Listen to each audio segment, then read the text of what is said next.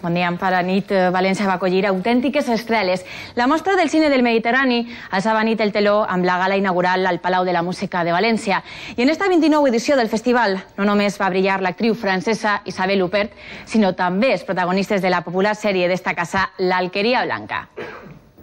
La dia de la mà de Laura Grande. Laura, bon dia. Bon dia. Avui coneixem el carcer que xafa carrer esta temporada. Van tornar a l'armari l'any passat i sembla que es volen quedar. Això sí, esta tardor hivern pretenen no passar desapercebuts. Els botins alcen passions. És fàcil de comprovar si fem una ullada a la variada oferta que trobem a les prestatgeries de moda.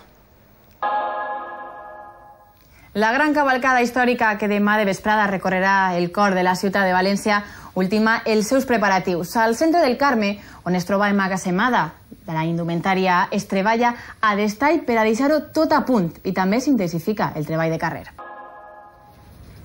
Quan falten només 2 dies per a la cavalcada del 9 d'octubre, l'aspecte de la ciutat de València, per on ha de desfilar el seguici, ja ha començat a canviar. Els carrers estan engalanats per a rebre els més de 700 actors que reviuran un dels moments de més esplendor de la nostra història.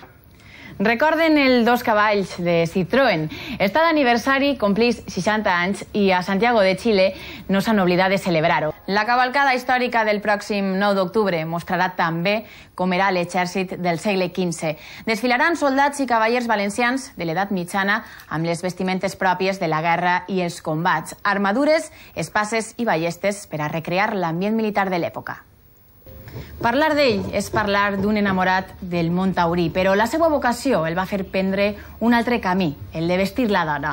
El prestigiós dissenyador francès Christian Lacroix presenta a París la seva última col·lecció per a l'estiu que ve, impregnada de connotacions taurines.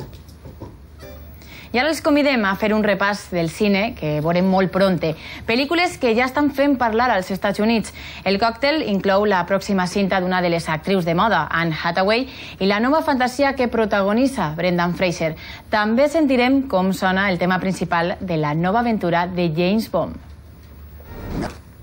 I el 9 d'octubre de vesprada tindrà lloc la gran cavalcada històrica que vol recrear la que es va fer en temps del rei Alfons el Magnànim en honor del conqueridor. Perquè eixa immersió en el segle XV resulta convincent, el treball dels artesans és fonamental. Avui hem visitat el taller d'un armer de Manises, donant eixit moltes de les armes i les peces de metall que lluiran els participants. Pensàvem en la portada i no podíem tancar esta setmana de moda sense parlar de les noves col·leccions de Versace i Dolce & Gabbana.